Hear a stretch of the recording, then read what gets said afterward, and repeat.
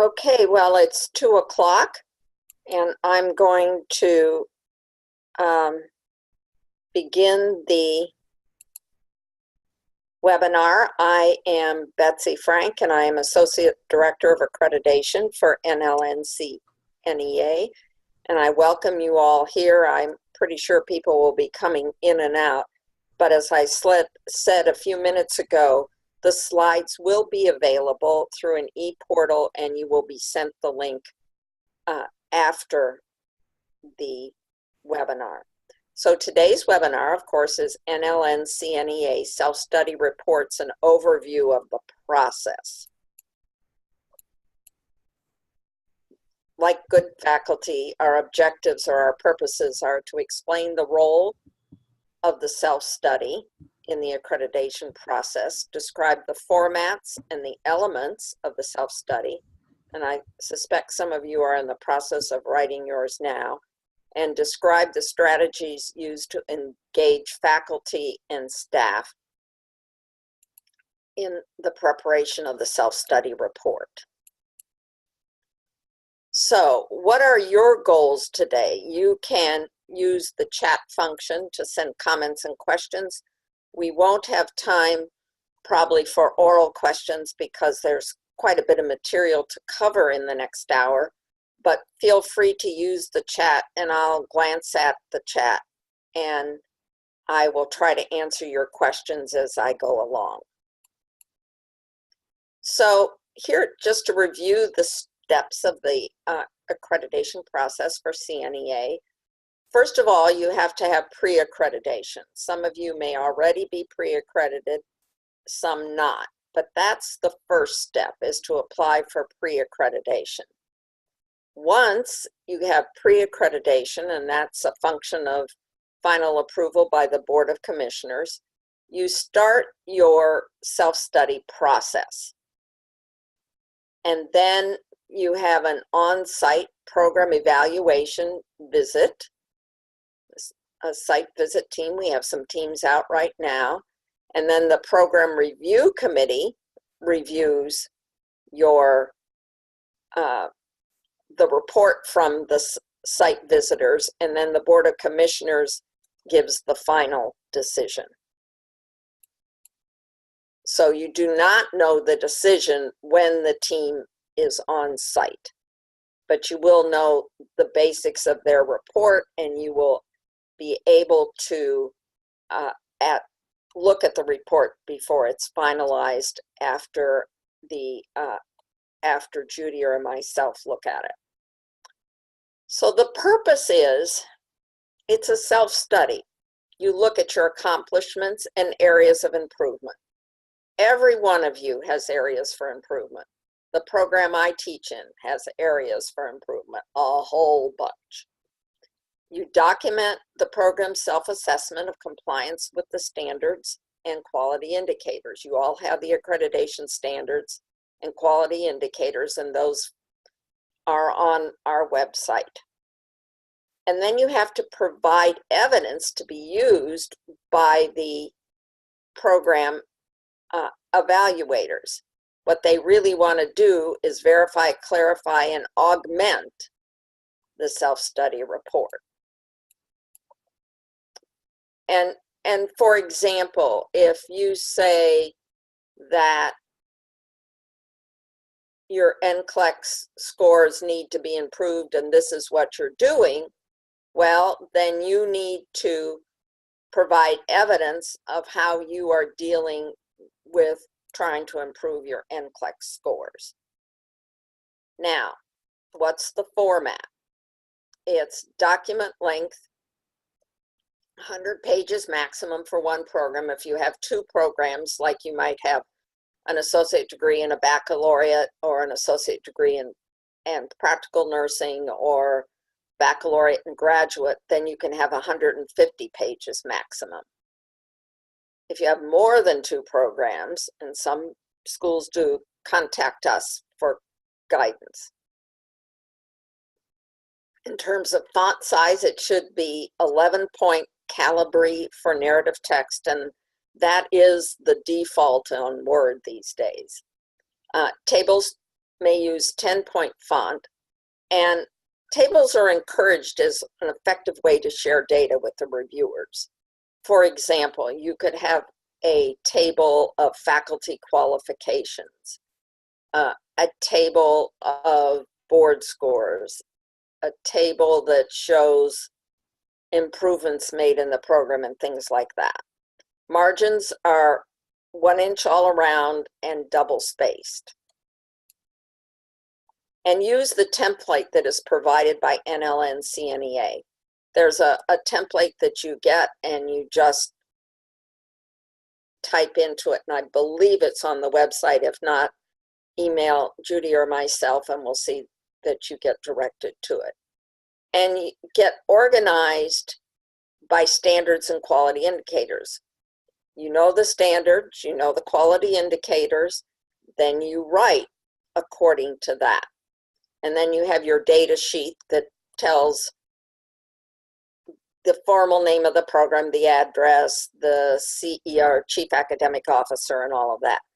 And then you have an executive summary at the beginning of the document, not to exceed 2 pages. It's the history of the institution and the program. I'll make up a program. I don't know if there's I know somebody from Vermont is here, so I'll say Vermont State University was founded in 1868 and is whatever type of university is, and the program, the nursing program, graduated its first class in 1968. And then you talk about how many students and all that, and it's just very brief. At the end of each standard, as you're writing to each standard, you summarize program strengths and areas for improvement. And you can briefly summarize those in the executive summary as well. Now, at a minimum, the following elements need to be included in the appendix. And remember, all this is going to be uploaded on a portal. The CV of the Chief Academic Nurse Administrator, whoever that is, a faculty profile table listing all the faculty with their credentials, whether they're full or part-time, their rank or their position title, certifications, and area of teaching responsibilities. And what you call the faculty will vary by institution. You need an organizational chart, not only for the institution, but your program. For example, you have a president, the provost or chief academic officer reports to the president, the director or the dean of the School of Nursing reports to the chief academic officer. If you are a school within a college or a program within a larger college, which is quite common, then show how your chief nursing academic administrator, what are those reporting lines of authority.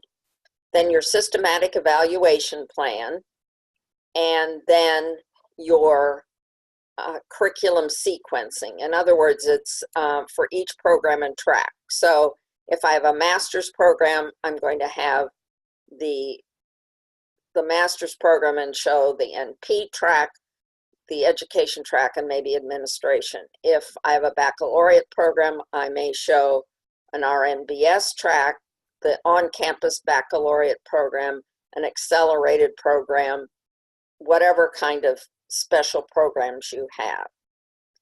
If I have a practical nursing program and an AD program, I can show how that sequence, if the AD program is an offshoot in terms of the first year of the program is the same as the PN program, you would show that. And any additional documents that you consider important to representing your program to the reviewers. Now, a lot of the documentation, of course, will be on site as well. Oh, I see a chat here. Yes, as far as I know, the only place for the systematic evaluation program is in the appendix. Now, you'll speak to it in standard 1, but the actual, however many page document you have, they tend to be quite lengthy. Then you speak to it in terms of summarizing it. Now, the key to the standards is use the report to systematically address each quality indicator within each of the 5 accreditation standards. So each standard, as you know, has quality indicators, and what that tells you is what is the evidence that you're meeting the standard. Now, Holly asks, when you submit for pre-accreditation, does the SEP have to be utilizing the NLN standards? You really should if you used a different accreditation prior. And one of the reasons, I have seen it both ways, but it's preferable to do the CNEA standards because that gets you right away starting to collect data, gets you right away thinking toward the standards, because our standards are very much a quality improvement focus. So each standard is more than the sum of its quality indicators. You'll have an opening paragraph statement for each standard, making note of the context and the concepts exemplified in the statement. And each standard is more than its quality indicators because the final accreditation decisions are based on the program's ability to demonstrate that standards have been met.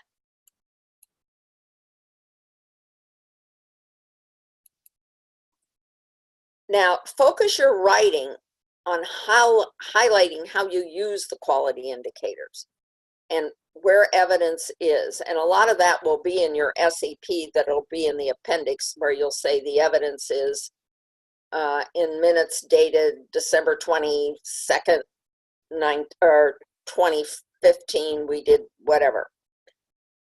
And you want to highlight how your quality indicators contribute to your program's quality and integrity following your programs to meet the mission and the goals.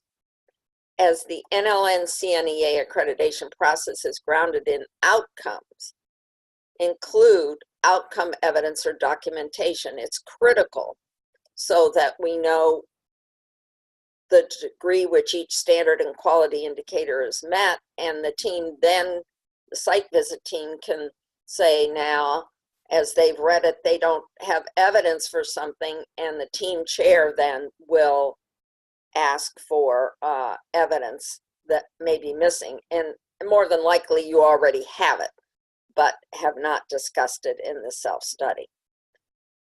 The discussion should really focus on the evidence you're presenting, either within the narrative or accompanying appendices. And I should stop for a minute. Are there any questions so far that I can clarify, something that wasn't clear?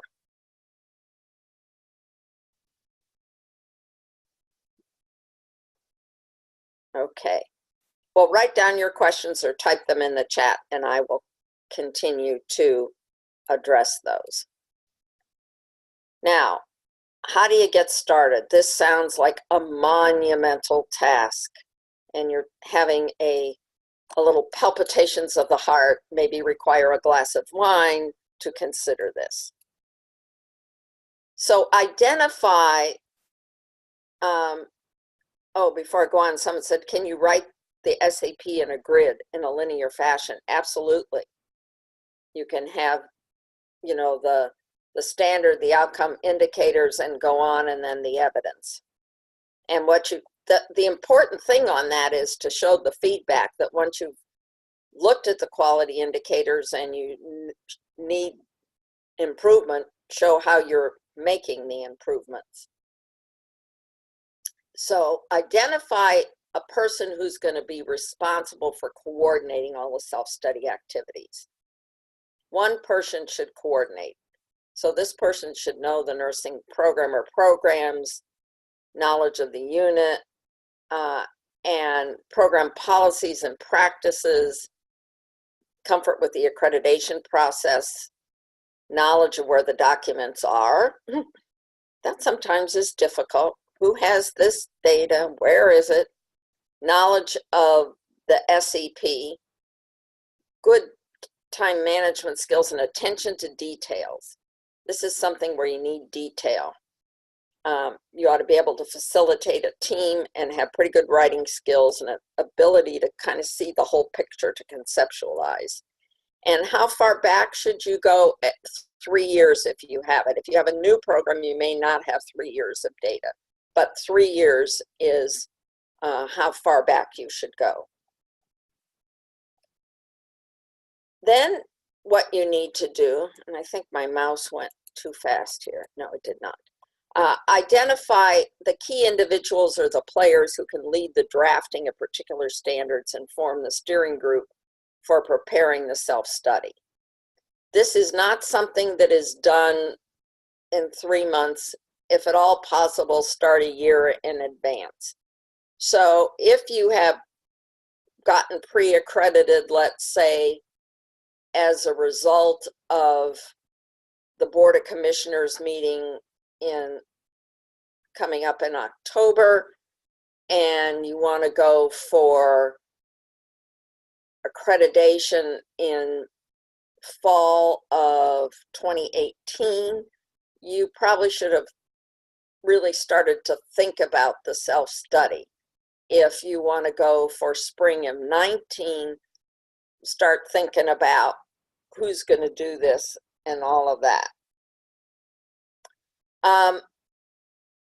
Then it's helpful to have a lead individual for each of the 5 standards. The individuals have to be knowledgeable about the concepts within the standard that they're familiar with. And this is a good way to get everybody involved and to own up to the self-study. When the team comes, every person should have a copy of the self-study ready at hand. Kind of anticipate what some of the questions might be. You might want to practice asking people questions. Anytime you go through accreditation, it is a stressful event, no matter how well you are prepared for it. So knowing what's in the report, I remember one time when a team came and they asked about something, curriculum, and something was in the report that wasn't, and what I said didn't quite match what was in the report. That wasn't helpful. You can imagine that didn't go well. Step 2, have a meeting of the steering group. Identify where all the documentation is for each standard and quality indicator. You know, who has all the data on NCLEX? Who has the data on employer satisfaction? Who has the data on student satisfaction? Where is it organized? And then identify the gaps and how you're going to fill the gaps. So let's say you don't have much follow-up data from graduates. This often happens. What steps are you going to take to try to get more student data about program satisfaction? Determine who's going to write the standards. You might have 2 people for each standard or 1, depending on the size of your program, and what additional help you need. Establish a timeline or a PERT chart for completion of the activities. In other words, when should each standard be written? When will you look at the standards to identify what more information you need? When will the standard be rewritten? All the way down to the end, and who's going to do the final editing. And decide what evidence to include in the report, what to place on the on-site resource room, and what to make available online. Increasingly, data is online for programs. And so you have to provide for the team login to get access to the data. Schedule regular meetings and involve faculty, students, staff, your communities of interest, and the administration. Oftentimes there's someone on campus that maybe has been in charge of regional accreditation, such as Higher Learning Commission or SACS or something like that. And those people can be helpful to you in how to gather the data from student support services and all of that. Now, excuse me, seem to be having trouble here.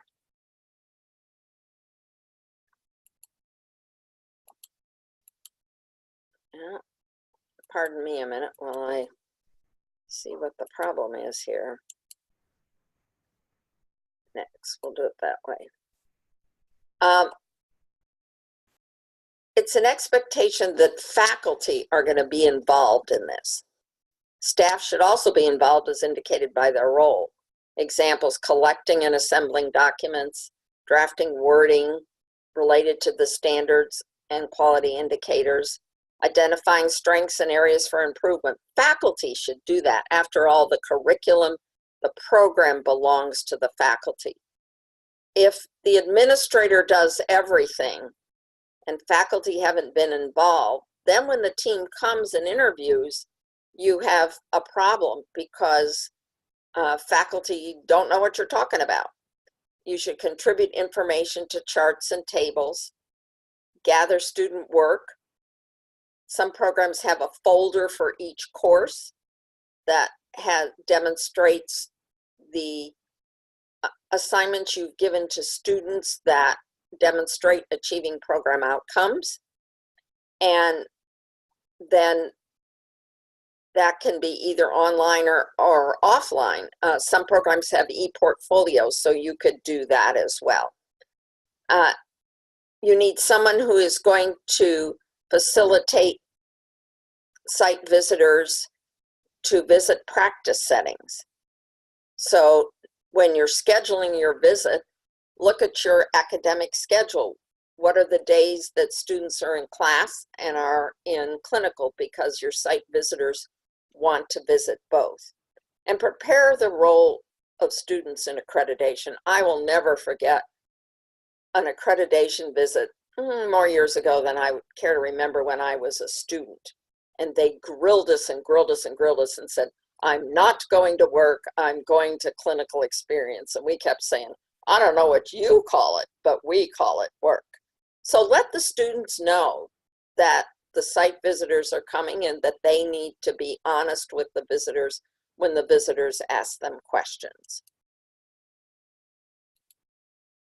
Now, step 4, drafting the study. Here it says, dare to write it. I always say, keep calm and write on. So start early. It really does take longer than you think. It's just like if any of you have published something or are taking classes perhaps, you say, oh, I can knock this out in a day, and then, oh, not exactly. Be systematic when you address each quality indicator by outlining essential information. And if you really stick to the template and the standards, it should make the job easier. And substance is important.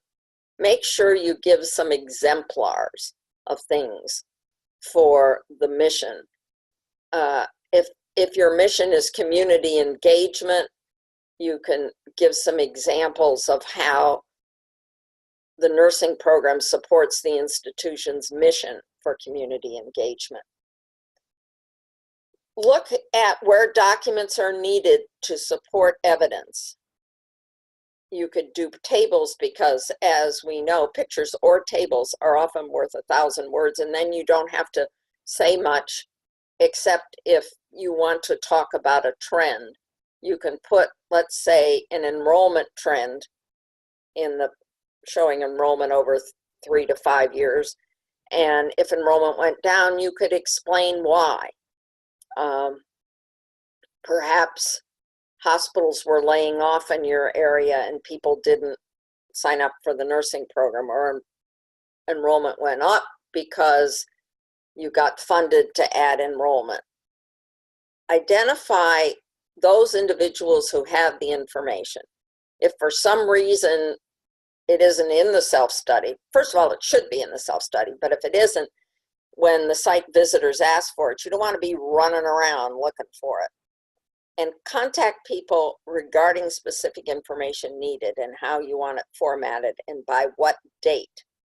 Sometimes what faculty will do is a table will go around with everybody's name in it. You fill in your degrees and certifications and teaching assignments, and then they ask you for the last 3 years, what are your scholarly activities? And so you fill that in. And that table may be collated by a staff person or somebody on the self-study team. But when you're collecting data, if you have a table that people can fill in, it makes the job much easier. Then finish the draft of each standard and set a deadline for the completion of the first draft. Often it may sound like a lot of lead time to do it 6 months before the self-study is due, which is 6 weeks before your site visit, if I'm remembering correctly. And that may sound like a lot, but especially if it is your first self-study. Someone wrote that they had the first self-study and what they should do. Christine asked that. And 6 months ahead of time is not too soon to look at a working draft. Then make sure you've addressed each standard's quality indicators to your satisfaction. And everybody's going to find something they haven't done well. That's okay. The piece then you can add is, this is what we're doing about it. What is our plan for improving retention? What is our plan for improving the quality of our admitted students? Those kinds of things. And check that you have included the documents referenced in your dialogue and organize them as part of an evolving appendix. So if you have, if your SEP talks about minutes and and says on the date that something was discussed, you can say, as indicated in the SEP, blah, blah. Check to make sure the required writing requirements and format are, as stated by NLN CNEA, are evident, and remember there is a page limit. Oftentimes people, it's like when you're writing for publication, you go on and on and on, and then, whoops, I'm limited to 9 to 12 pages. Then you're cutting and cutting and cutting. And then after all the drafts of each standard are done, hand off the work to the coordinator who will compile the draft. And then when you read the whole thing together, you go back and say, well, we said this here, we said this here. Where's the evidence? It's all about the evidence. Now, when you're putting it all together, compile each standard into the self-study. If you're addressing more than one program, be sure you clearly identify evidence for all programs. So if you are identifying for, let's say you have an associate degree in an RNBS or an associate degree in a PN program, make sure the evidence is clearly identified for each program. Get the appendix together with the evidence, read through to make sure nothing's missing, overlap, contradictory, and areas that need enhancing.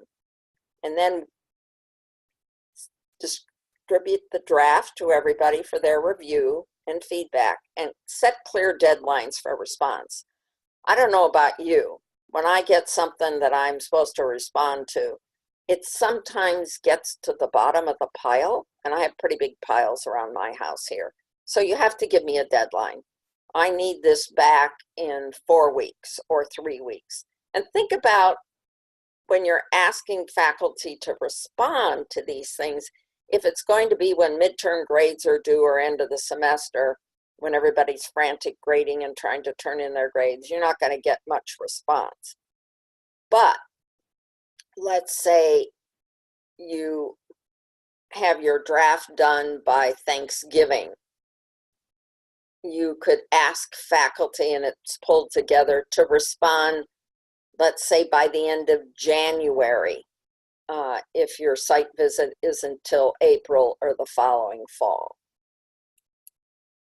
Then finalize the report, and I would have one person who has not even read the report read it for clarity, for completeness, for syntax, grammar, spelling, all those things. And that can be, you might ask, who is that? It could be somebody in the English department. It could be somebody in academic affairs who deals with accreditation all the time. But it shouldn't be those people that are reading. It's like proofreading your own work. You don't often catch everything, at least I don't. And I'm a terrible proofreader on my own work. On students' work, that's another story. Assure that there is an agreement between the report's narrative and the appendix. And make sure then the documents support it, that you haven't said one thing and the documents that you're going to have for the site visitors say something else. Ensure that there's the executive summary and a table of contents, and determine how the document will be reproduced and distributed. Some people will only have electronic copies. Some schools might opt to print and put them in spiral bound binders. And then when everybody's gone, you can use it for the next time around. Now there's some conferences coming up in DC on preparing your program for CNEA accreditation, beginning the journey. There also is writing the self-study. Again, this was just an introduction, and that's March 2nd in Washington, D.C. Now, here are all the contents. It seems like I went through this pretty quickly. So let's, I think we can open it up. Deborah, open people's ability to have their mics on so we can have a real dialogue about each of these things.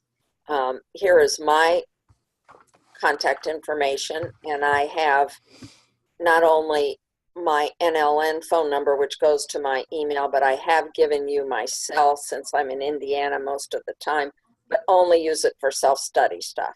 If you have a question, Tabitha Bennett is the new administrative assistant to Judy, and then Judy's email and phone numbers. So what questions? I've really gone through this quite quickly, obviously. You've had Danielle, that's a really good question. If we've had a recent curriculum change, do we need to wait for data from that group to complete the self-study or accreditation process? The answer is no. You can say we are in the process of curriculum change. You provide the old data, and you say the data you're collecting for the new curriculum, and then you're going on. And especially for pre-accreditation, you don't need to wait. In fact, I think sometimes programs make the mistake and say they're not going to do any curriculum revision until after accreditation. That's way too long to wait. Start out, give the rationale. You'll have data, hopefully, that leads you to say why you are doing curriculum revision. You'll have NCLEX scores, you'll have employer data, all kinds of things that should say why you are changing your curriculum. For example, perhaps you got employer feedback that says your students are not familiar with how to lead teams. Nurses at all levels have to lead teams. LPN students lead teams of CNAs in nursing homes, for example. An associate degree nurse could be a team leader, or in some places even a nurse manager, not as a new grad though. So you need to, students have to have delegation skills, and you find that they don't. So you're beefing that up in your curriculum. Can you share with me, Eric, what led you to, the recent, wasn't Eric about the recent curriculum change? Was Danielle. Danielle, thank you. Danielle, do you want to unmute yourself and tell us a little about that?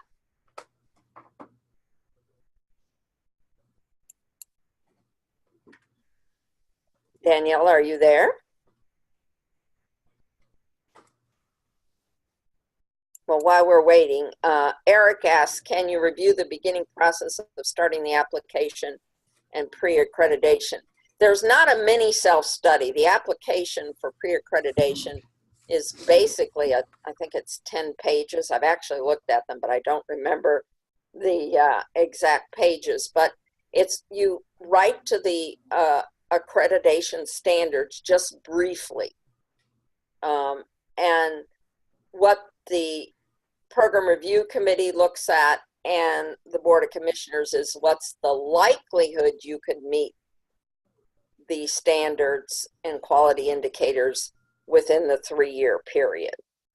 So you need to provide enough data in that mini, I guess you could say, self-study, if you would like, to let the decision makers know you are on track with your program quality improvement and ability to meet the standards. So for example, it would, let's say your NCLEX scores are in the 40 to 50% pass rate. That doesn't sound very good. So what are you doing? What is your exact plan? And so the Board of Commissioners will look at everything in total, and if you have a plan, that's what the Board of Commissioners will zero in on. Now, I'm not speaking for the Board of Commissioners. I can't tell you what the Board of Commissioners would do in that instance, but again, it's the likelihood that you would get accredited, not a guarantee. Jen, you said you're new and learning the phase of this process. I wasn't part of the curriculum changes. I know there was a multitude of rationale why they changed. As a new faculty member, you probably ought to learn that, because that'll help you understand the program's history. And as a new faculty member, are you implementing the curriculum in the way it was designed? One of the things we know after a while in all programs, we get what's called curriculum drift. That means that you go through a curriculum change, everybody knows what course is teaching what, but then over a period of few years, changing faculty, some of the things are taught here, some there, and then nobody's teaching anything. Eric asks, are you unable to obtain accreditation because our lab lacks current technology? I can't answer that question. What you need to answer is, how are you meeting your course outcomes? Are you meeting them by not high-level simulation, but other levels of simulation? Do you have models? Are you doing low fidelity, excuse me, I was searching for the word. Many of us went through programs with low fidelity simulation. I'm old enough that nobody even called it that. So what you want to say is, how you want to demonstrate how are the students meeting your course outcomes. So if you have outcomes that require to demonstrate certain psychomotor skills, how are you doing that? Because there's probably ways that you are doing that. Does that answer your question, Eric? And remember, the staff doesn't speak for the accreditation decision only after the fact, or do the site visitors. The final decision maker is the Board of Commissioners, and that's based on their reading of the self-study, the site visitors report, and the program review committee's report. And then the Board of Commissioners makes their independent decision. Is your program a small program, Eric? You guys can speak if you'd like. Unmute your mics.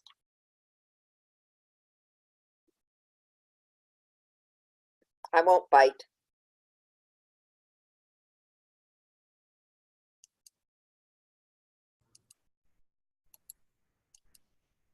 I'm going to go back to a couple of these slides here to emphasize a few points here.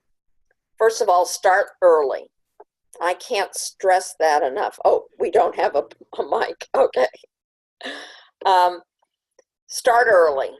I think if you are thinking of going in 2 years, it's not too early to start now. If you're accredited by another organization and you're switching to CNEA and you've done self-studies before, a year from start to the site visit may be plenty of time. But if you're new at it, give yourself at least a year.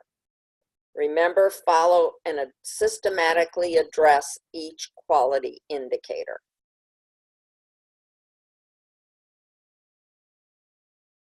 If we send in, what you need to do, I apologize, Eric, I have not looked exactly. Let me see if I can pull up on my phone here the NLN website and look at pre-accreditation for fall of 18. Deborah says she can do that.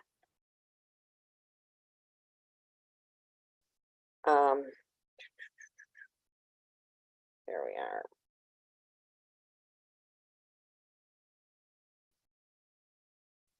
And there should be on the mobile stuff, it's not real accessible. Oh, here it is, pre-accreditation candidacy deadlines. One deadline is November 13th. There's an April 9, August 13th, and November 12th, 2018. Oh, Eric is our tech, logged us in. Okay. All right, Mary, Norma, and Norma. The tech guy is very important. Thank you, Eric. So the deadlines are, the pre-accreditation, if you're not familiar with accreditation, Lynette, Mary, and Norma, give yourself, attend as many of these webinars and workshops as you can, and study the standards and quality indicators which are on the website. In fact, I can walk through the website with you. You should be able to see on my computer here. And I also just posted the pre-accreditation candidacy deadlines in chat. Okay. But I'm going to show them the website here. Kathy Griffin's replacement has been chosen. Accreditation services. So on the CNEA website, we have the policies and procedures here and the standards of accreditation. So the standards and accreditation are here, and it tells what kind of programs we accredit. But then we have this lengthy document that shows you, somebody was asking about the SEP, and SEP is in the first standard. This gives you all the background. That was standard 2. Got to find standard 1.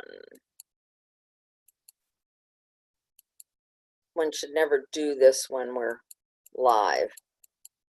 The website, I'm not sure what you mean by when does the website with the template open to the faculty? After the pre-accreditation? Template for the self-study? Is that what you're asking? Once you schedule your visit, you will have access to the template. But you can begin writing because you know the standards and quality indicators. So here are the application cycles for pre-accreditation, and Deborah did post those. And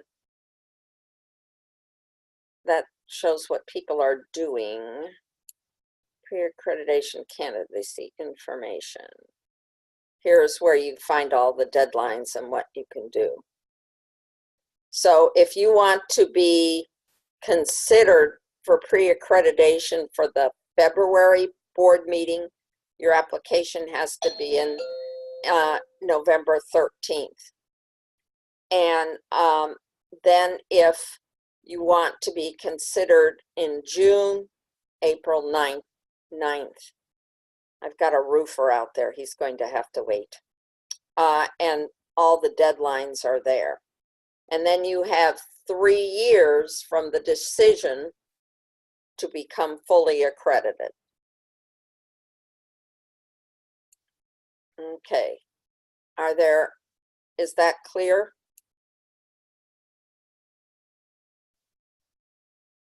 And that also is submitted through a portal.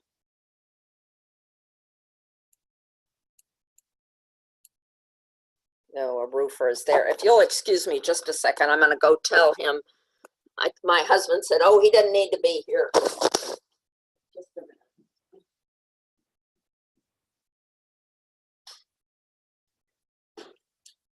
I'm on a webinar. I can't talk right now. Okay.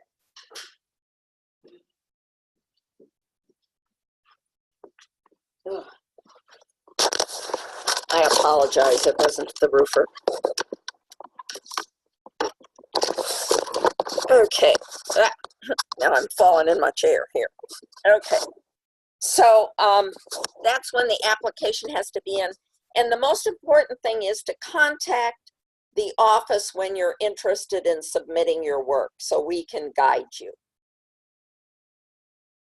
So if you want to be considered, let's say, in April for pre-accreditation, submit by April 9th, contact the office pretty quickly so we can start guiding you where the things are, how you will submit things, the fees, and all of that.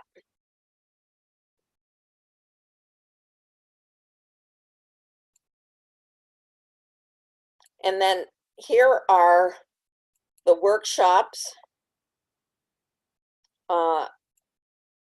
and accrediting. The 2 coming up that I mentioned, and then the webinars are listed, and the 2018 ones. Here are some that will go by certain standards. I'll be doing standard 3 next week. And those things are important because it tells you how to write to the standards.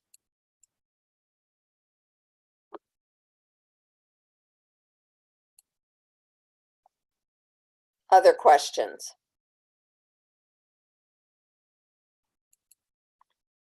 I'm going to go back through a couple of these. This, I think, is really important. And the reason why I say this is really important, it involves the whole faculty in the process of program improvement. Yes, you submit your application for pre-accreditation. The initial program, IPSAC looks at it for pre-accreditation. It goes to the Board of Commissioners. Then the Board of Commissioners looks at the applications as well and makes the recommendation whether it is likely in 3 years you can meet the accreditation standards. That doesn't mean you have to meet them right this very minute, but within 3 years.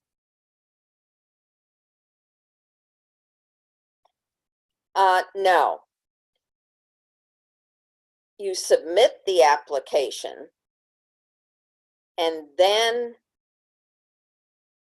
has sort of a mini report template as part of the application for pre-accreditation. When you put your application in for pre-accreditation, it's the complete application for pre-accreditation. Yes, you will have, the PowerPoints will be available again through the e-portal. Yeah, it is. That is very true. Making it succinct.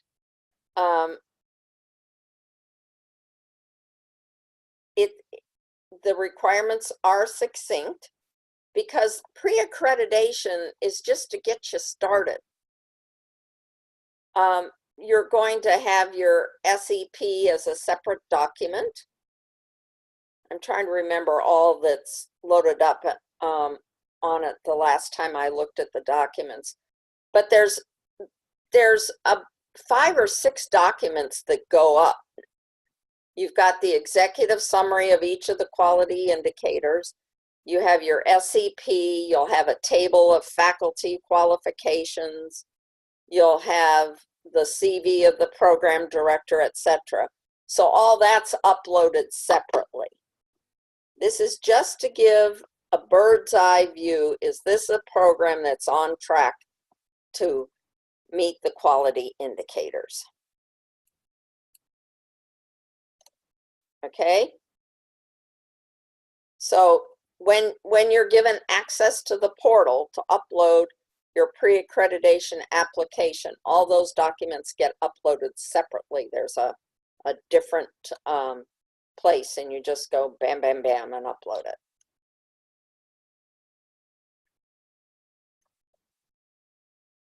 And then you saw the cycle of when, so if you uploaded all that according to what Deborah showed you, if you upload in November, it'll be for the January or the February Board of Commissioners.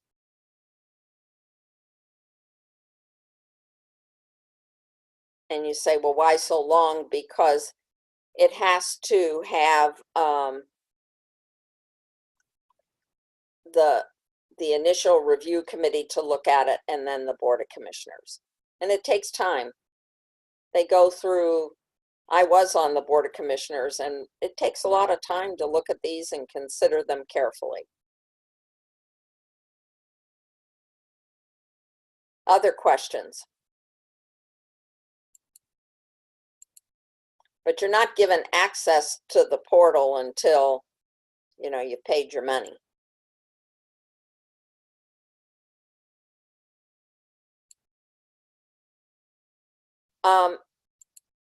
So again, I'd like to go back through engaging the faculty.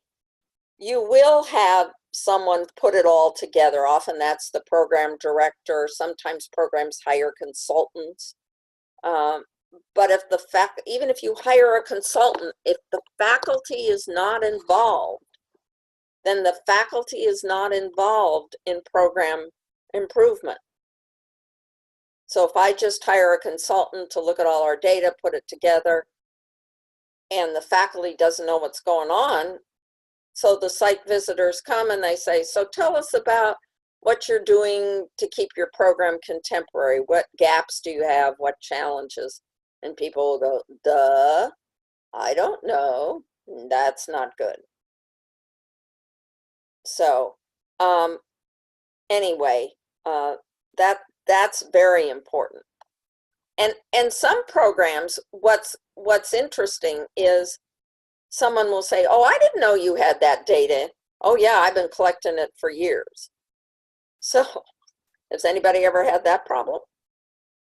You have a lot of new faculty coming in. It's a good way to get new faculty oriented to the program and collecting data. Again, if you're a new program, start collecting data now, and we'll take what you have.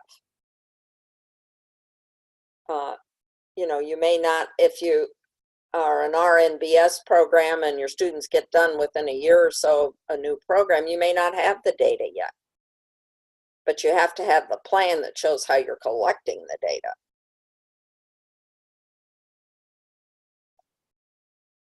But you do have 3 years from the time you're pre-accredited till the accreditation decision has been made from the site visit. So that means the site visit has to take place really at about 2.5 years, because you have to submit your self-study, have the site visit, and then have decisions made. So for example, the site visits are taking place now for the final accreditation decisions that will be made in February.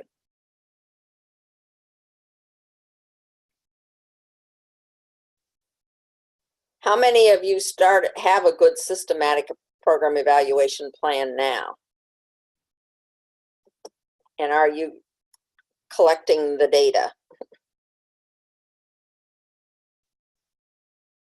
Or you're sitting there going, oh my, are we doing this or not? Hand raise. Deborah, how do I do that? Turn on your mic, Sue, and you can ask a question.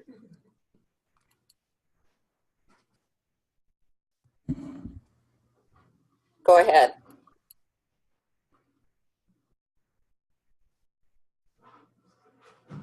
Sue?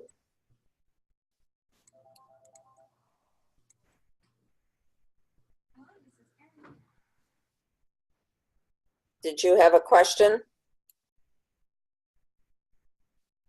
Maybe I have to.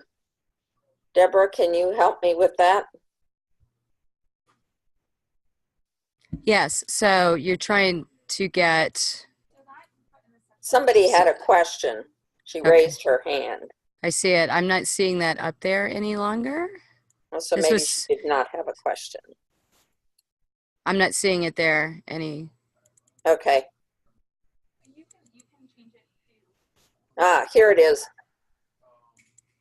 All right, here someone says, we have a program evaluation plan, but it's ASIN and we're trying to convert. I have seen that actually go on, Holly. An SEP is useful. It's just written to the standards, basically. And yes, each accreditation agency has different standards, but we're all collecting the same data. It's all required through the federal government that we have what our NCLEX pass rates are, our job placement rates. You have to evaluate faculty credentials. You have to evaluate your curriculum. It's just how it's stated. It's not, it shouldn't be all that different. If you're concerned, you could do a chart and say, okay, we have data for this in ASIN. How does that fit to the standards in CNEA? That might be one way to start that out. If you have a clear plan and a timeline for your SCP, that's a strength for sure. But just like when you're doing curriculum, you do a crosswalk. Okay, what are the quality indicators for faculty in CNEA versus ASIN?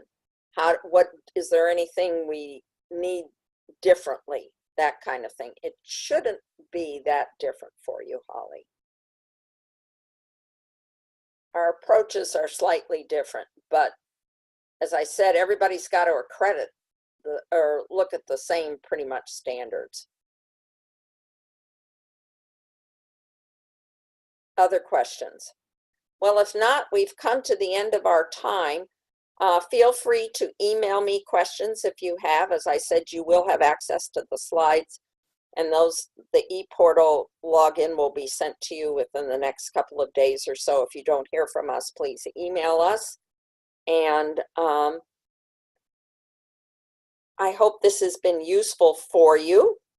And again, feel free to contact us. Are there any great, she says we are hoping to submit pre-candidacy. It depends. If you're already accredited, Holly, you may be able to do it. So good luck to all of you. And I think it's time now to end the seminar, Deborah. Bye-bye. Okay. Thank you all. Very good. Thank you, everyone. Thanks, Deborah. I'm going to log off now. Okay, I'm out.